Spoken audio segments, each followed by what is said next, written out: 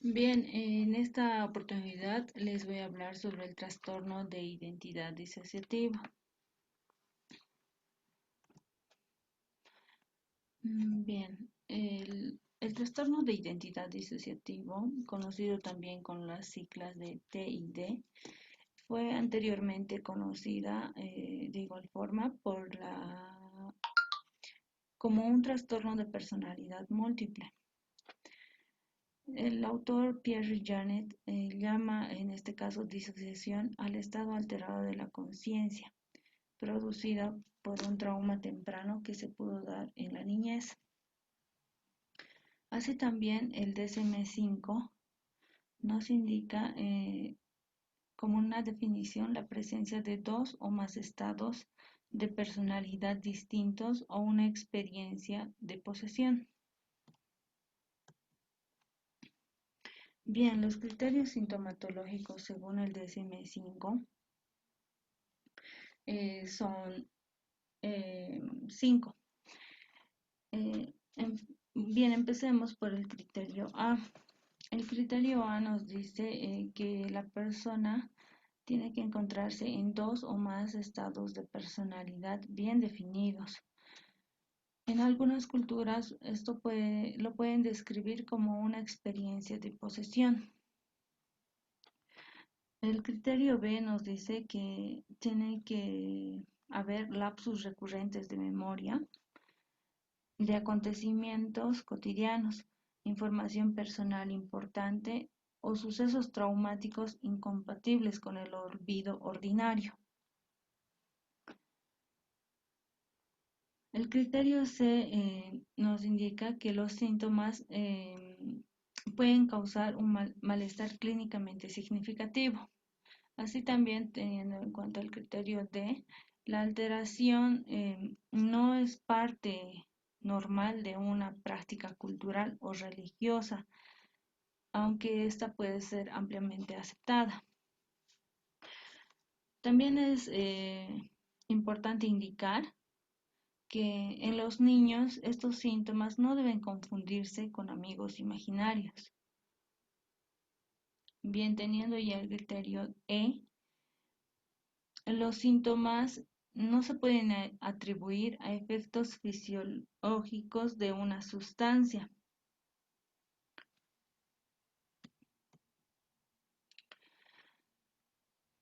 Bien, respecto a la edad de inicio, este trastorno puede empezar desde la más tierna niñez hasta la edad adulta, tanto en mujeres como en varones. Pero la prevalencia es mucho mayor en mujeres adultas. Así también el TID es mucho mayor en personas que han experimentado eventos vitales estresantes o potentes durante la infancia. Respecto a la situación cultural, en Bolivia, un 83% de los menores sufre violencia en su hogar, la escuela o el trabajo. Asimismo, revelan acerca del millón trabaja en este grupo. El 87% de las niñas y niños y adolescentes pone en riesgo su salud, su integridad física, mental y también su dignidad. Los padres son los agresores del 77% de los casos de violencia en nuestro país. Cada día se denuncian más casos de violencia en niñas y adolescentes, violencia que viene desde sus familias.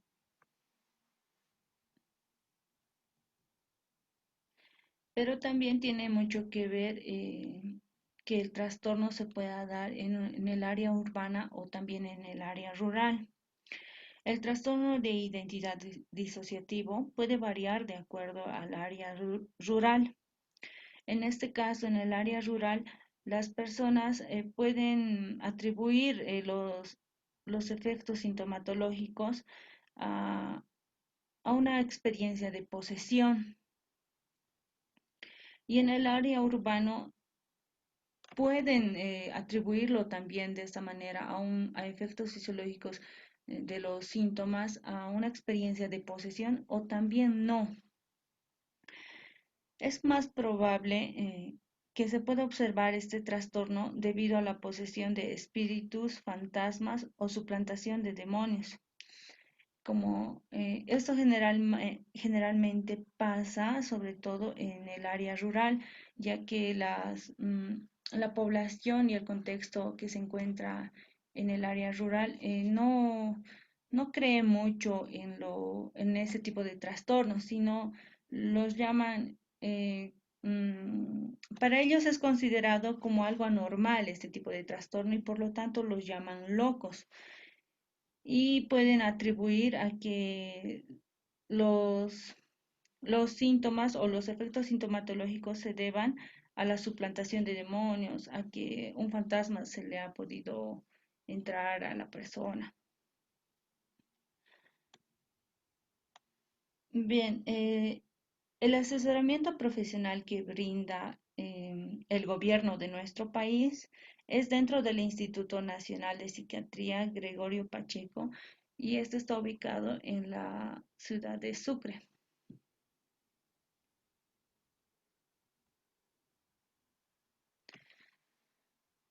Bien, se pueden ver n- cuáles en este caso serían los neurotransmisores afectados por el trastorno de identidad disociativa. Tendríamos a la noradrenalina que se vería afectada, la serotonina, el glutamato y el GABA. En lo que se refiere a la química cerebral, los estudios realizados por los autores Van der Kolk y Saporta en 1991 han demostrado la implicación de los tres neurotransmisores en la fenomenología disociativa. Como ya habíamos dicho, la noradrenalina, la serotonina, el glutamato. El glutamato en este caso es el neurotransmisor más abundante del sistema nervioso y el más antiguo desde el punto de vista filogénito, estando íntimamente ligado a los procesos de memoria y conciencia. Van der Kolk y Saporta conciben la patología disociativa como reacción a la exposición a situaciones traumáticas. Entonces proponen un modelo para explicar la implicación de la noradrenalina y la serotonina en la fenomenología disociativa. Entonces, las conexiones noradrenérgicas procedentes del locus coeruleus se proyectan prácticamente a la totalidad de las estructuras del sistema nervioso central. Las proyecciones que alcanzan el hipotálamo preparan al organismo para la respuesta defensiva ante una situación amenazante. Por otra parte, el complejo septo-hipocampal, que valora e interpreta la naturaleza de la información entrante, es el encargado de activar la vía descendente inhibitoria que impide que se dispare la respuesta de emergencia. En tanto no haya una confirmación de dicha respuesta, es necesaria. Este sistema de inhibición es serotoninérgico y una alteración de su actividad podría ser la responsable de que la respuesta de alerta continúe cuando la situación amenazante ya haya cesado.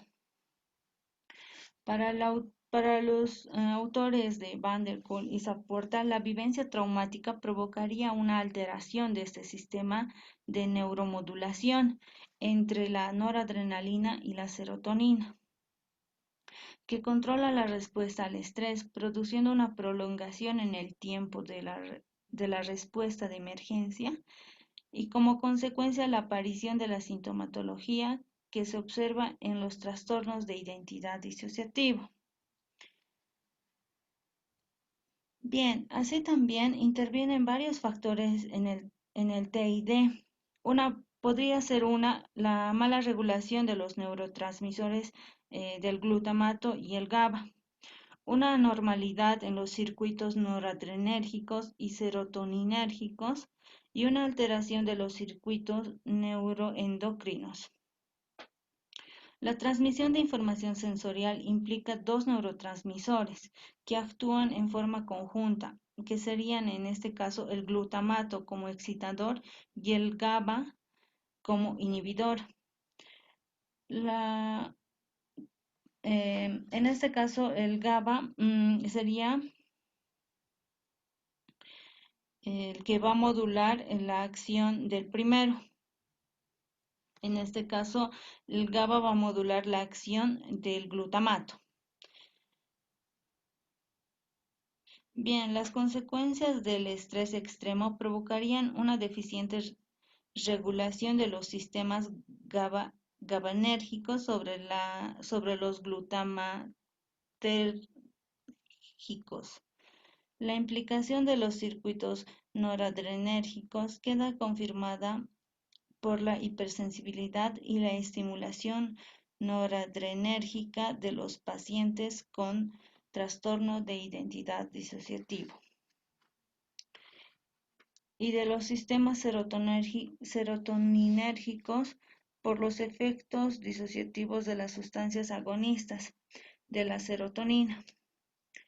Por último, las diferencias en la concentración de los neurotransmisores terminarían por provocar daños, daños estructurales en el cerebro,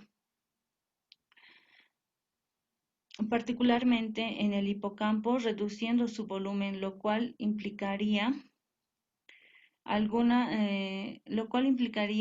de las alteraciones mémsicas que sufren estos pacientes con trastorno de identidad disociativo.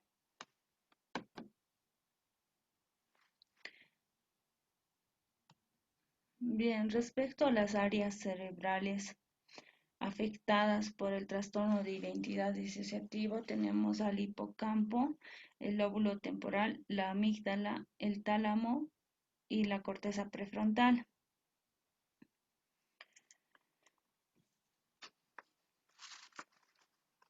Otra línea de investigación se ha centrado en identificar las estructuras cerebrales que podrían estar implicadas en la generación de estados disociativos. En este caso, una disfunción del hipocampo podría explicar las alteraciones mémsicas sufridas por los pacientes afectados por el TID.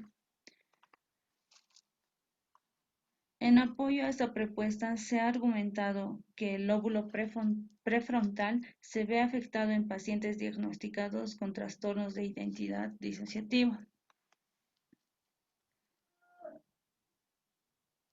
Además, el lóbulo temporal medial y muy relacionada neuroanatómicamente con el hipocampo se encuentra la amígdala, estructura neural de gran relevancia en el condicionamiento de la respuesta de miedo. Entonces, la amígdala tiene múltiples conexiones no solo con la formación hipocampal, sino con los sistemas que controlan las funciones neurovegetativas. En cualquier situación, el hipocampo codifica los acontecimientos del contexto y la amígdala hace lo mismo con los aspectos emocionales de esa experiencia. Durante situaciones de fuerte tensión o impacto emocional, el organismo aumenta la secreción de las llamadas hormonas de estrés, como la adrenalina y la glucocorticoides, como el cortisol. Y este aumento parece afectar de forma diferente a la amígdala y al hipocampo. En concreto, la actividad de la amígdala se incrementa cuando suben los niveles de cortisol, lo cual podría indicar que el estrés mejora su función. La actividad del hipocampo también se incrementa, pero solo inicialmente, para disminuir de forma dramática a medida que aumenta la concentración de glucocorticoides, y este hecho explicaría la alteración mémsica. Así también, la exposición a situaciones de estrés prolongado han demostrado causar alteraciones estructurales en el hipocampo, en su morfología y citoarquitectura. llegando a producirse una reducción significativa del volumen del hipocampo. Entonces, un alto nivel de glucocorticoides, particularmente de cortisol, parece ser el responsable de este daño hipocampal. Bien, en definitiva, una parte, la mayor actividad de la amígdala favorecería y potenciaría la formación de recuerdos emocionales y por otra parte, la atrofia del hipocampo alteraría la consolidación de los recuerdos episódicos asociados. Así también, la exposición temprana a situaciones fuertemente estresantes puede generar una mayor sensibilidad a la noradrenalina, que también participa de la formación de recuerdos explícitos y en su recuperación posterior. La alteración de la función de las estructuras críticamente implicadas en la formación de recuerdos, en este caso el hipocampo y la amígdala, junto a una hipersensibilidad a la noradrenalina, llegaría a ser el origen del trastorno de identidad disociativo. Pero también los autores explican que el tálamo sería otra área afectada y por lo tanto estaría presente en el origen del trastorno de identidad disociativo. El tálamo es una estructura que funciona como filtro que de una forma directa o indirecta controla el acceso de la información sensorial a la amígdala, el hipocampo y la corteza cerebral.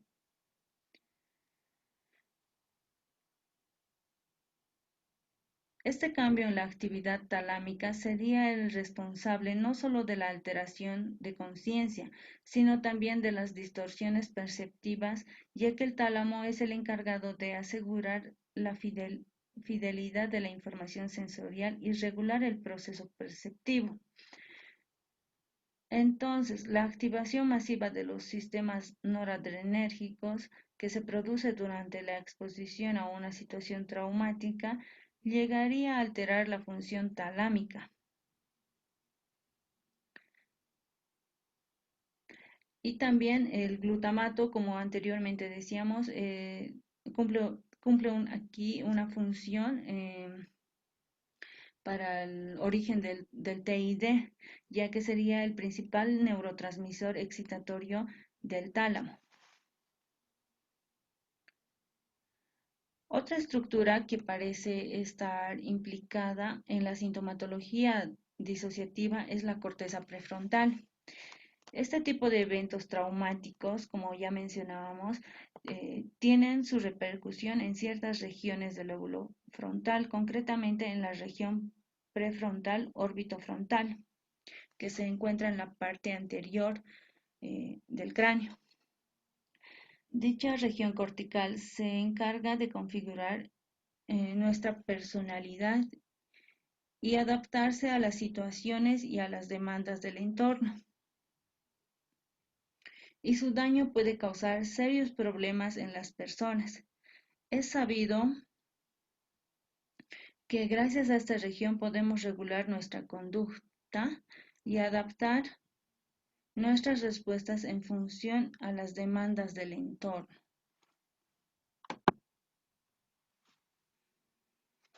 Bien, continuando respecto al tratamiento psicofarmacológico. El objetivo de implementar medicación puede resultar especialmente complicado porque el paciente con trastorno de identidad disociativo puede presentar síntomas aparentemente encapsulados dentro de una o pocas identidades alternantes, mientras que otras identidades pueden dar mm, los síntomas que muestran estas otras personalidades.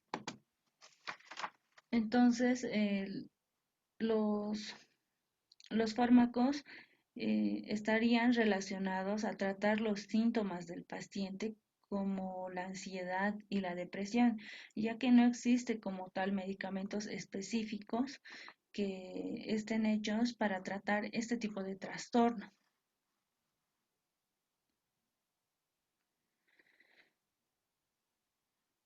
Las respuestas a la medicación en pacientes con trastorno de identidad disociativo a menudo conllevan a una mejoría leve o moderada con el tiempo, con una sensación de contención sintomática sostenida, capacidad también para tolerar el estrés con menos ansiedad y síntomas depresivos y mayor resiliencia frente a los eventos vitales adversos.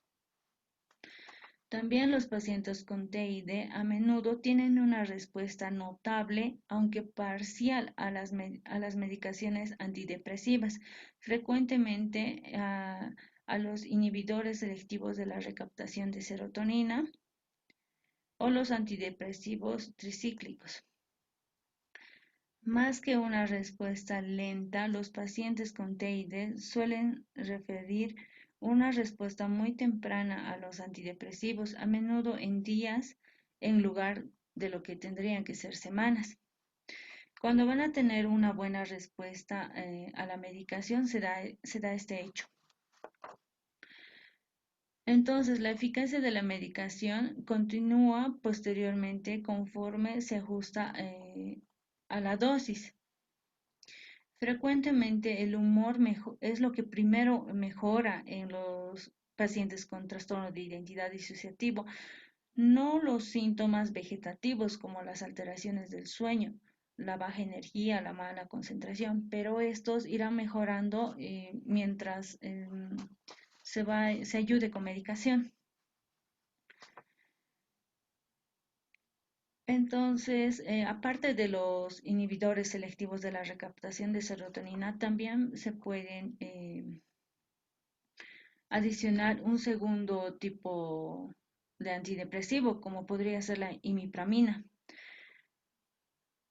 En este caso, ya consumiendo un inhibidor selectivo de la recaptación de serotonina como la fluoxetina y a este aumentándole la imipramina, pueden aumentar la eficacia del régimen antidepresivo o establecer la eficacia si la medicación inicial parece estar disminuyendo de potencia. En este caso será oportuno emplear bajas dosis de fluoxetina e imipramina y pueden combinarse ambos disminuyendo el perfil de efectos secundarios que la medicación va a tener sobre el paciente. Eso sería en cuanto a tratar la depresión, pero también muchos pacientes con TID sufren de ansiedad. Entonces, para los pacientes que presentarían o que manifestarían una hiperactivación extrema con respecto al pánico y ataques de ansiedad, sería bueno que también se pueda utilizar, en este caso, los inhibidores selectivos de la recaptación de serotonina, así para estabilizar los estados de ánimo, de humor y también acompañados de benzodiazepinas que son eficaces para tratar estos síntomas con los en pacientes de TID. Muchos pacientes con TID pueden precisar tratamientos prolongados con benzodiazepinas, como el lorazepam o el clonazepam, para el manejo de los estados de ansiedad que presentan. Algunos pacientes no responden más que a altas dosis de benzodiazepinas. Entonces, los antidepresivos se utilizarían para reducir las conductas, emociones y pensamientos característicos de un cuadro clínico de depresión que se podría dar en el momento de la intervención psicológica.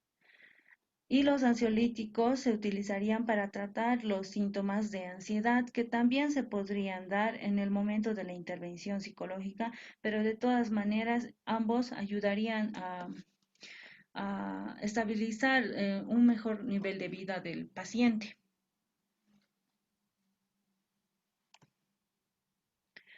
Entonces, como anteriormente ya hablábamos respecto a la medicación, estos medicamentos, la fluoxetina en este caso, correspondería al grupo de fármacos inhibidores selectivos de la recaptación de serotonina. La imipramina, que también iría acompañado con la fluoxetina en bajas dosis, sería parte del grupo de fármacos em, antidepresivos tricíclicos. Y como bien mencionábamos, para ayudar lo que sería la ansiedad, se utilizaría el clonazepam o también llamado Neuril. Este corresponde al grupo de fármacos benzodiazepinas, ansiolíticos e hipnóticos.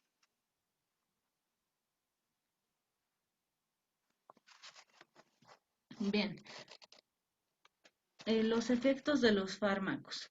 En este caso, hablaríamos de lo que sería la farmacodinamia. Bien, con respecto a la farmacodinamia de la fluoxetina, en relación a los mecanismos de acción a nivel físico y psicológico, este medicamento aumenta el interés y la motivación en actividades diarias, así como también la actividad física. Regula el ánimo vacío, triste o irritable. También interfiere en la recuperación o reequilibrio del estado de ánimo, modifica también los patrones o modos inadecuados de pensamiento, regula los sentimientos y emociones negativas como el miedo, el terror, enfado, culpa, vergüenza, entre otros. Mejora el nivel de la autoestima. También mejora los niveles de experimentar emociones y sentimientos positivos como la felicidad, satisfacción, sentimientos amorosos y otros. Con respecto a los mecanismos de acción a nivel de los neurotransmisores, la fluoxetina actúa en los receptores presinápticos de la serotonina, inhibiendo selectivamente su recaptación. Inhiben selectivamente la recaptación de la serotonina y eh, carecen de actividad agonista o antagonista sobre otros neurotransmisores, lo que explicaría el bajo número de efectos secundarios que pueden presentar este tipo de medicamentos. Bien, con respecto a los mecanismos de acción a nivel de las funciones cerebrales, los inhibidores selectivos de la recaptación de serotonina inhiben la bomba de recaptación presináptica de la serotonina. Esta inhibición de la recaptación aumenta inicialmente la disponibilidad de serotonina en el espacio presináptico, lo que posteriormente produce una regulación cuesta abajo de los mismos receptores, incrementando finalmente la transmisión neta serotoninérgica. Bien, con respecto a la imipramina y los mecanismos de acción a nivel físico y psicológico, la imipramina ayudará a regular el sueño, también el apetito, aumenta la energía o fatiga, mejora el estado de ánimo, también ayuda en mejorar los niveles de la autoestima, también mejora la capacidad de concentración y disminuye sentimientos de desesperanza. Con respecto a los mecanismos de acción a nivel de los neurotransmisores, la imipramina, que es una amina terciaria, inhibe la recaptación de la serotonina y noradrenalina, bloqueando los receptores histamínicos y acetilcolínicos muscarínicos, así logrando el efecto antidepresivo, retrasado debido al bloqueo de los neurotransmisores. Mecanismos de acción a nivel de las funciones cerebrales. La imipramina ayuda a la reducción del volumen nuclear en las neuronas del locus coeruleus y la corteza cingullar. También mejora en este caso el funcionamiento del núcleo de Raphe y locus coeruleus y evita el ensanchamiento del hipocampo, regula el tálamo y el hipotálamo. Bien, con respecto a al clonazepam, que como ya habíamos indicado, también es conocido como Neuril. Con respecto a los mecanismos de acción a nivel físico y psicológico, eh, actúa como estabilizador del estado de ánimo, alivia ataques de pánico, ataques súbitos e inesperados de miedo intenso y la preocupación de que dichos ataques pueden generarle.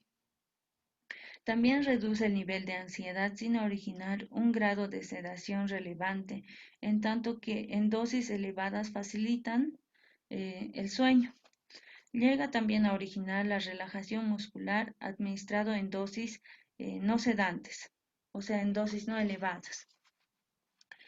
Bien, con respecto a los mecanismos de acción a nivel de los neurotransmisores, este fármaco potencializa el efecto inhibidor presináptico y postsináptico del GABA en el sistema nervioso central. De este modo, se atenúa la excitación excesiva mediante retroacciones negativas, sin que sean afectadas otras actividades neuronales fisiológicas. Los efectos farmacológicos se deben al efecto del GABA, que actúa como agonista de los receptores benzodiazepínicos.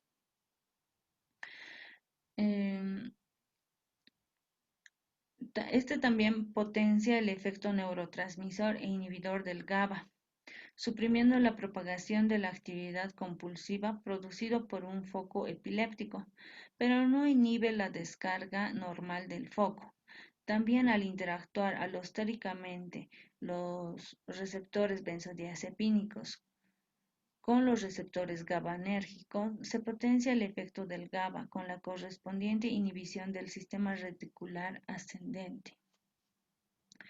Con respecto a los mecanismos de acción a nivel de las funciones cerebrales, el clonazepam o Neuril actuaría a nivel de las regiones límbica, talámica, hipotalámica del sistema nervioso central, produciendo una depresión de su actividad que se traduce en sedación, hipnosis, relajación muscular y actividad anticonvulsionante. Las benzodiazepinas bloquean además los efectos corticales y límbicos que tienen lugar al estimular las vías reticulares.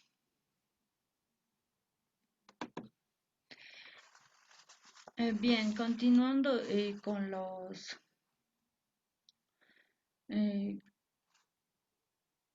la dosis y la vía de introducción de los fármacos, estos tres fármacos se administran por vía oral. Y respecto a las dosis que se tienen que consumir, serían,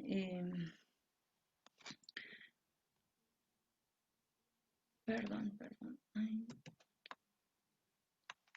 como decía, respecto a las dosis que se tienen que consumir, la fluoxetina en adultos se debe consumir inicialmente 20 miligramos por día. Estas dosis pueden aumentarse entre 10 a 20 miligramos por día cada mes hasta llegar a un máximo de 80 miligramos por día. En ocasiones muy raras se puede necesitar hasta de 100 miligramos por día. Cuando las dosis son irregulares, pueden causar efectos secundarios graves.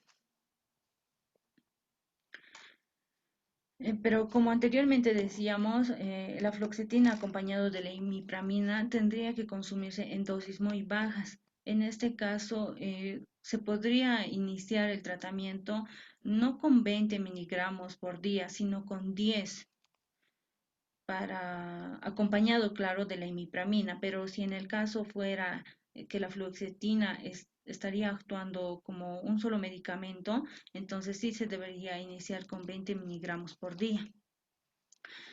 Bien, la imipramina también es de administración oral.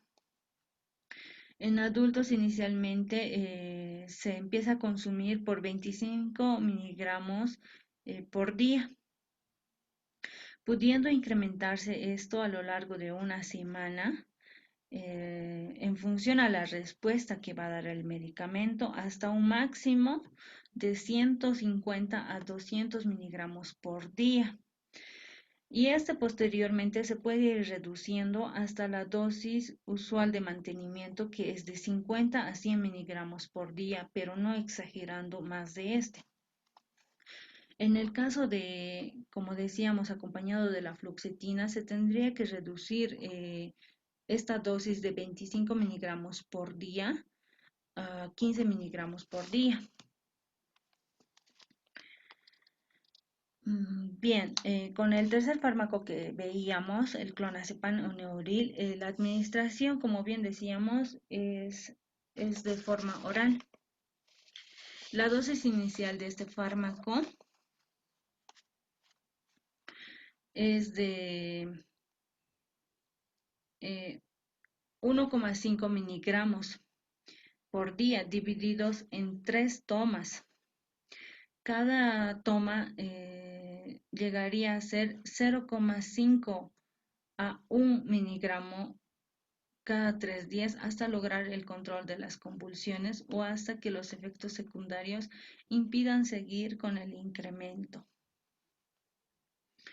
La dosis máxima que se debería dar del clonazepam es 20 miligramos por día. Al interrumpir tratamiento, el tratamiento en este caso se puede interrumpir si es adverso para el paciente y se debería probar con otras medicaciones. Con este medicamento, con el clonazepam, no se puede pasar más de 3 meses con este tratamiento.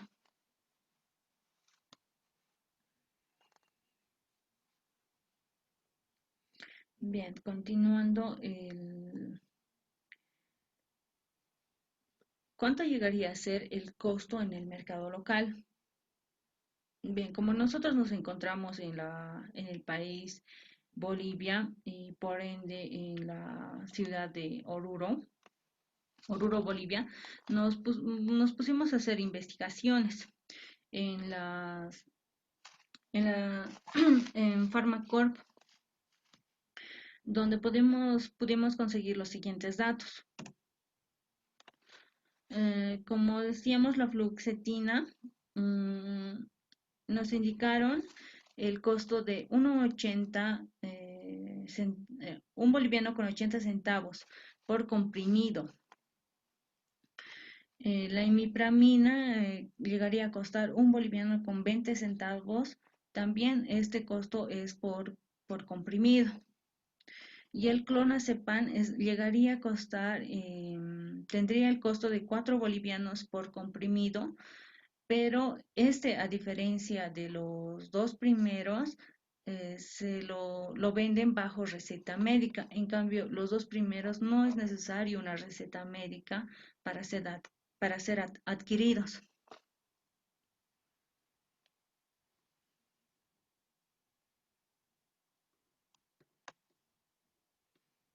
Bien, con respecto a la farmacocinética de la fluoxetina llegaría a ser que la absorción de este medicamento es rápido, obteniendo la concentración plasmática máxima a las 6 u 8 horas. Los alimentos no parecen alterar la biodisponibilidad de la fluoxetina, pero sí retrasan la absorción oral, si bien ello carece de repercusión en la clínica. Respecto a su distribución, el grado de unión a las proteínas plasmáticas es del 94%. La eliminación de este fármaco es metabolizado en el hígado ampliamente, dando lugar al metabolito activo norfluoxetina. Se elimina mayoritariamente por la orina en forma metabolizada. Con respecto a la farmacocinética de la imipramina parece ser completamente absorbida por el intestino tras la administración oral y la concentración plasmática máxima se alcanza en 1 a 2 horas. La biodisponibilidad de la imipramina, sin embargo, varía desde 22 a 77 por ciento debido a la eliminación presistémica significativa. La distribución de la imipramina en todo el cuerpo es muy amplia. La imipramina se une en 85 al 95% a las proteínas y su semivida plasmática oscila entre 8 a 16 horas.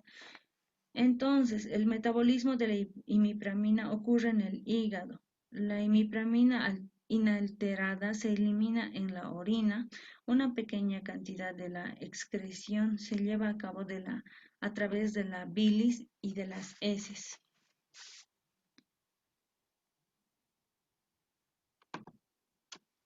Bien, con respecto a la farmacocinética del clonazepam o Neuril, eh, eh, cabe aclarar que este medicamento es de acción larga.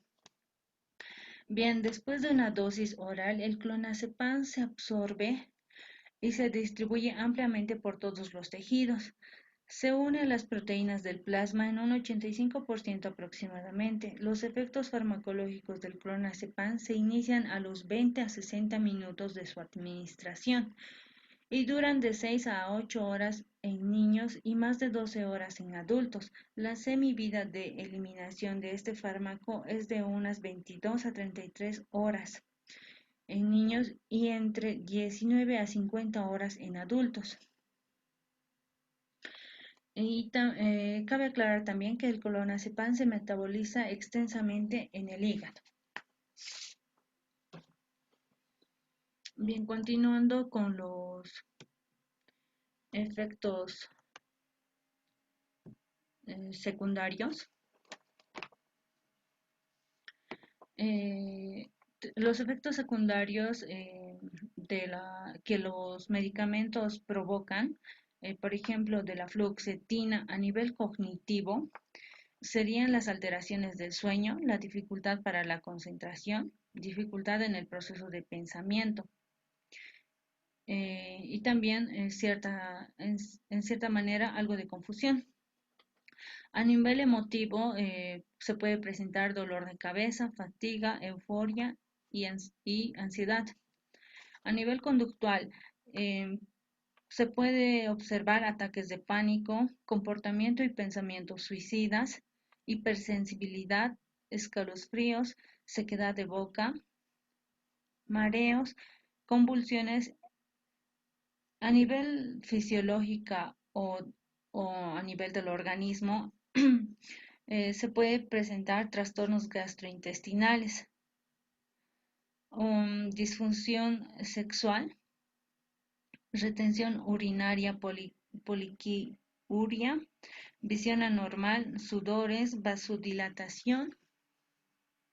Bien, con respecto a la imipramina y sus efectos secundarios, a nivel cognitivo sería que presenta confusión, presenta delirios, también puede presentar alucinaciones. A nivel emotivo, la imipramina, sus efectos secundarios serían cefaleas, mareos, la habilidad afectiva. A nivel conductual sería inquietud, agitación, irritabilidad. También teniendo en cuenta efectos secundarios a nivel fisiológico o del organismo, tendríamos las alteraciones de la libido, vértigo, dependencia, síndrome de abstinencia y disfunción sexual. Con respecto a los efectos secundarios del clonazepam o Neuril, a nivel cognitivo, se presentarían estados confusionales, alucinaciones, disminución de la memoria para hechos antiguos o la retención de nuevos conocimientos, disminución de la capacidad de concentración. A nivel emotivo, se puede presentar cefaleas, mareos, hostilidad, labilidad afectiva, irritabilidad, nerviosismo. A nivel conductual se puede observar alteraciones del comportamiento, ataxia, inquietud, excitabilidad. A nivel fisiológico o del organismo, se puede presentar dependencia y síntomas de abstinencia, convulsiones, impotencia y disminución del deseo sexual, cambios en la libido, sudoración, temblores y palpitaciones.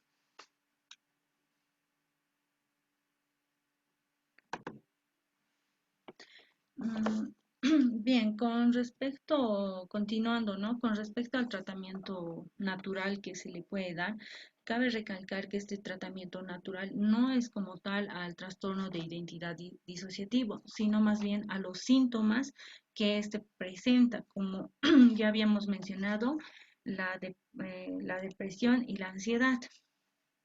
Entonces, para la depresión se puede consumir la vitamina D que está presente en los huevos, que sería en la primera imagen que se tiene aquí arriba, que son huevos con algún otro alimento combinado.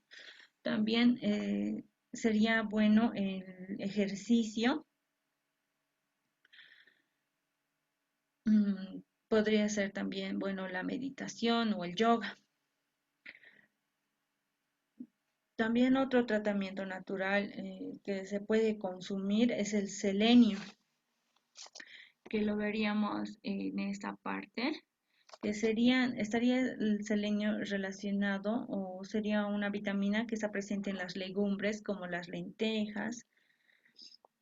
También el ácido fólico sería un tratamiento natural que puede ayudar a los síntomas de la depresión, que el ácido fólico está presente en las verduras, sobre todo en las verduras verdes, como ser la espinaca, la lechuga. También ayudaría mucho lo que sería la luz solar. Para la ansiedad, la naturaleza es muy sabia y contiene numerosas sustancias que pueden calmar y hacer sentir mejor al paciente. También al paciente se le puede administrar té de hierbas. Es recomendable hacer infusiones, por ejemplo, de tila, valeriana o manzanilla. También para estos síntomas sería muy bueno el ejercicio de la aromaterapia, que puede estar acompañada de velas. Como anteriormente decíamos ya, el yoga, la meditación y el ejercicio.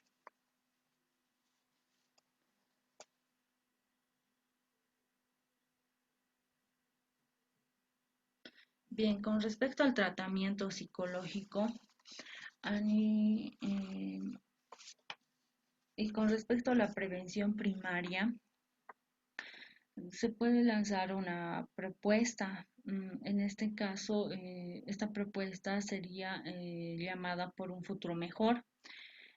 Esta propuesta estaría más que todo enfocada a los niños y su objetivo es, por ejemplo, concientizar a las familias orureñas sobre la importancia del buen trato a los niños o adolescentes para disminuir la violencia intrafamiliar. Como más adelante veíamos que la violencia o hechos traumáticos muy graves que ha sufrido la persona pueden repercutir en el presente eh, para, para desarrollar este tipo de trastorno, el TID. Bien, como justificación tendríamos la violencia en la vida de los niños puede manifestarse de forma directa o indirecta, pero en todos los casos tiene consecuencias devastadoras día tras día. Los niños están expuestos a la violencia mm, a la violencia doméstica.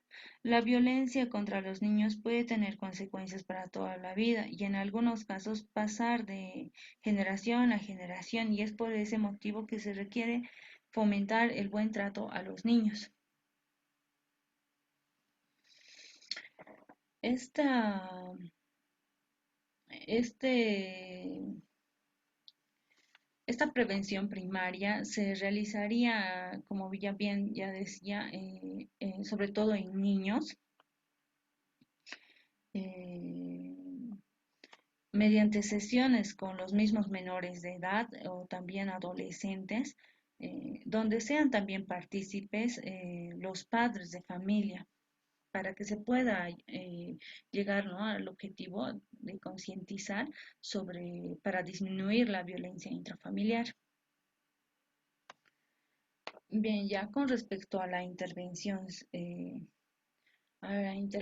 psicoterapéutica, ya con personas, ¿no?, o con pacientes con este tipo de trastorno, nuestro objetivo principal sería integrar las distintas personalidades en una única personalidad, o bien que se intenta lo más posible que en esta única personalidad de la que se habla para integrar sería la original de la persona. Los puntos claves para la psicoterapia eficaces para el trastorno del TID serían proporcionar una manera de estabilizar las emociones intensas, negociar las relaciones entre los estados de identidad. También serían superar los recuerdos traumáticos que esta persona haya tenido en el pasado o durante la niñez. Establecer y promover una buena relación entre la persona y el terapeuta. En este caso necesitaríamos establecer un buen rapport con el paciente.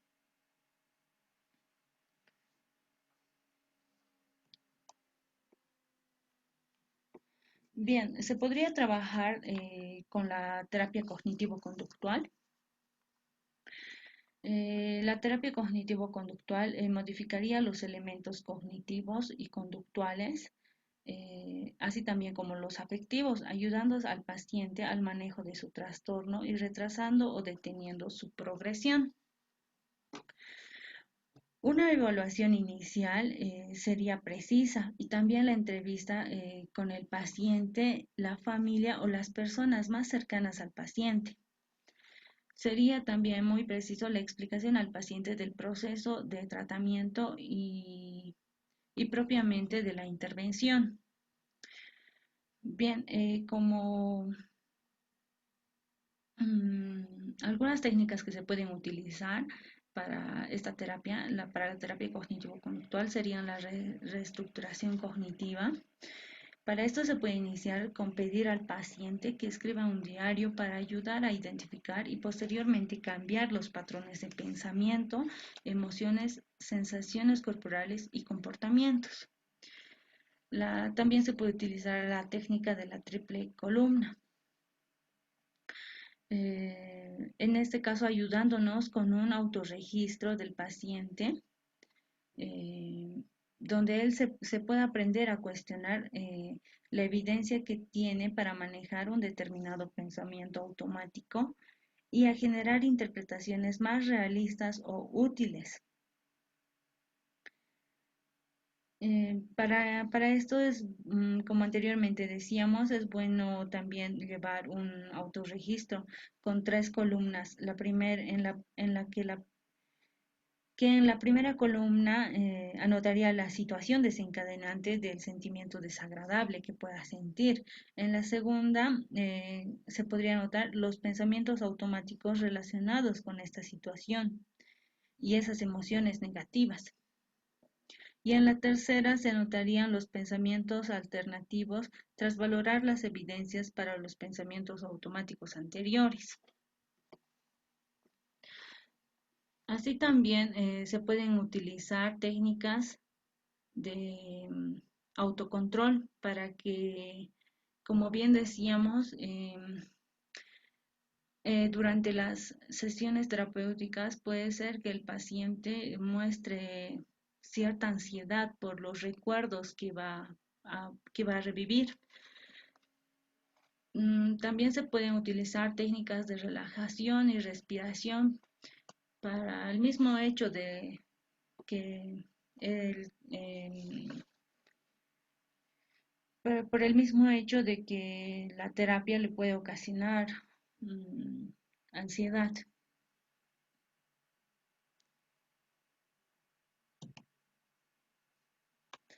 Bien, también aparte de la terapia cognitiva conductual, pues se podría optar por la terapia familiar.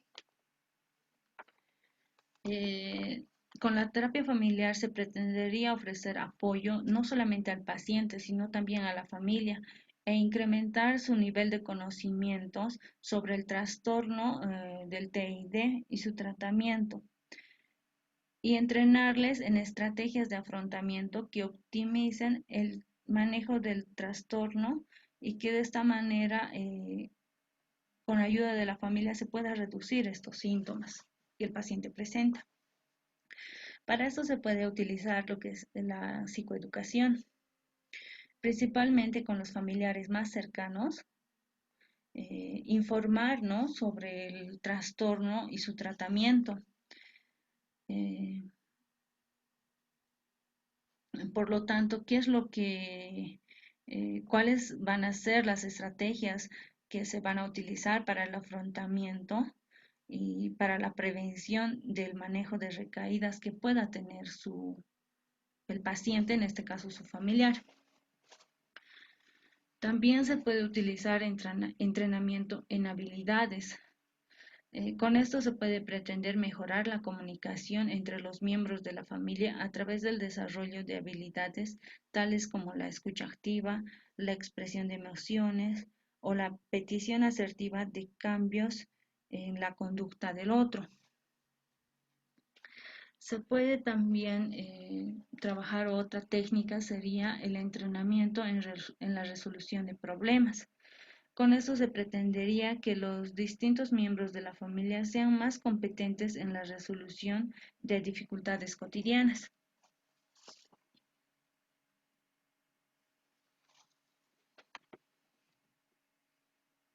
Bien, para este trabajo se han utilizado algunas referencias bibliográficas.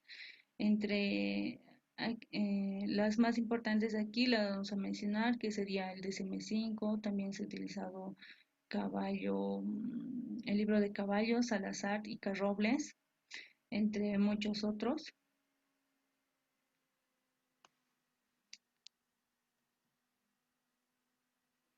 Bueno, muchas gracias. Mi nombre es Paola Isabel López Flores.